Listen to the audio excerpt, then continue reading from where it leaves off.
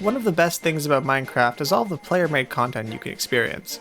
There are thousands of mods and resource packs out there, and they're usually completely free. But there's a third category that you probably haven't thought about in a while: custom maps, specifically adventure maps. Now back in 2012, these things were massive. I mean, you had the Dropper, Skyblock, Cops and Robbers, Skygrid, and so many more. And of course, like pretty much everything Minecraft related, YouTube played a huge part in their popularity, with adventure map videos getting millions of views. When I started doing research for this video, I knew adventure maps had gotten less popular since their peak, but I didn't realize just how much they had fallen off until I pulled up the old Google Trends. Right here in 2013, they were at 100, and now they're at 2. And all of a sudden it makes sense why no one wants to talk to me. Now recently, I actually played an adventure map with some of my friends, which was the first one I had done in what seems like years. We chose this map called the Hub because it was posted recently and had a bunch of different categories of maps within it. This map is apparently a CTM map, which stands for Complete the Monument, basically meaning that you have to collect a bunch of items. We started out in an apartment building, flew down a cave, completed a glitched redstone puzzle by accident, spent way too long trying to figure out how to finish the tutorial, and finally made it to the Hub, where we talked to this NPC. From there, we were off to find the 8 magic shards to open the ancient portal. And I wish I could say that it was a lot of fun, but to be honest, it quickly started to just feel like a chore. After all, adventure maps are basically small games inside of Minecraft, but they're often made by people who have no prior game development experience. It's like going on Steam and downloading a random game from the new releases page, and expecting it to be well made and polished. I don't mean this to be criticism towards map developers. In fact, I thought the map we played was pretty good, and it actually had a lot of impressive redstone going on in the background. But even so, it still had some major flaws that just took all the fun out of playing it. Like this Elytron minigame, now registering that we completed it no matter how many times we reached the end, or after we had finally found all the magic shards and opened the portal, there being another half dozen or so challenges we had to complete before we could fight the final boss. And the thing is, almost all adventure maps are going to have at least some of these types of glitches or bad gameplay designs, and we should expect that from them, because they're just made by members of the community like you and me. Or I guess if you and me were good at redstone. But what about the maps that are made by professionals?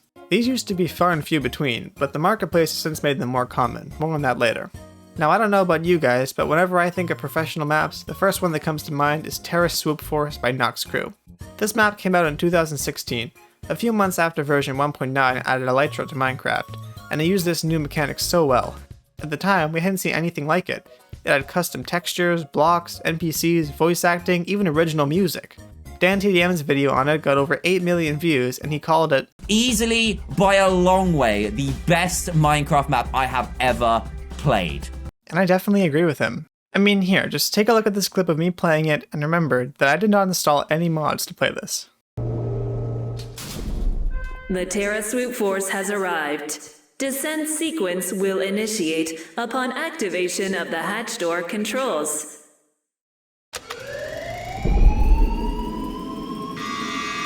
Warning. Borehole hatch doors are preparing to open. Please stand clear of the drop zone. Remember, GDL will not be held responsible in the event of a likely death. Your descent will begin in 3, 2, 1.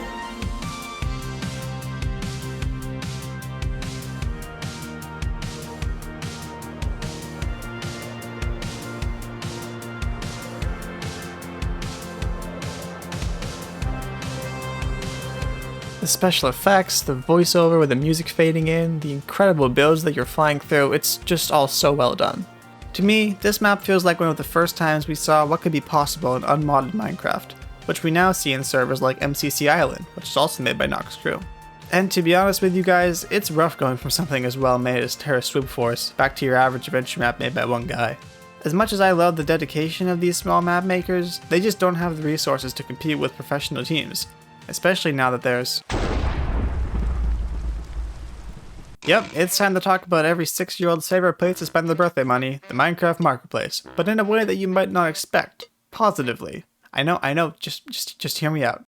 I think it's very easy to hate on the Marketplace, especially if you only play Java Edition, because why should people have to pay for skins, maps, and mods?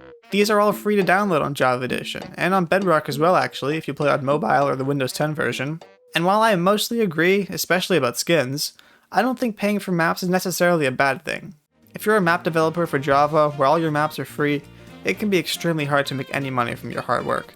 you usually have to rely on ad revenue from websites like AdFly to make anything at all. But because almost all the maps on the marketplace cost minecoins, developers can actually have a full-time job making maps, which leads to higher quality maps because of the extra time spent on them. Now look, I'm not going to deny that some of these maps are pretty terrible and are clearly just trying to get children to buy them, but you can actually find some incredible maps if you look for a bit, and it's a lot easier than trying to find high quality maps for Java Edition. Not to mention all of the official Minecraft collaboration maps that come out every once in a while, like the Jurassic World map and the Dungeons & Dragons map. I mean, just look at some of the footage of this map, it almost looks like a different game. The marketplace has its flaws, and it has many of them, but you can't deny the impact it's had on map developers. A chance to have their work be a part of the game itself and directly profit from it like they deserve.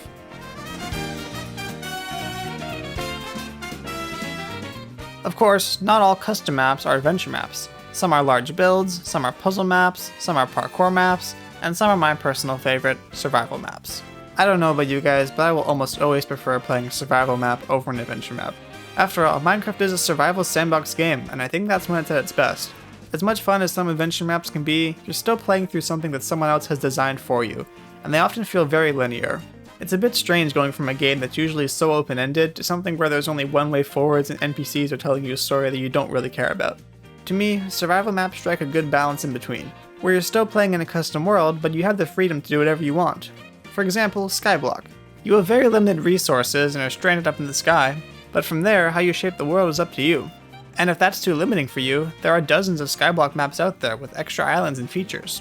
Or let's say you're bored with normal world generation, there are incredible custom world survival maps with massive mountains and great build opportunities.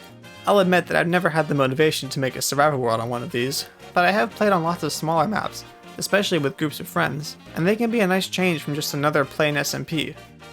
So in the end, what do I think about the future of custom maps? I hate to say it, but I don't think we'll be seeing a resurgence of Planet Minecraft and MinecraftMaps.com anytime soon. It does seem like the marketplace is where the best maps will continue to be, and although this might be disappointing to some, I don't see it like that. It's clear that to the Java player base, custom maps are just a long trend, and we've moved on from them. At least they still have a home somewhere and map teams can stay in business, even if it's on a platform where they have to appeal to children. If my friends aren't going to care about adventure maps, at least little Timmy playing on his iPad will. And you know what? I think I'll join him and do my part in keeping these maps alive.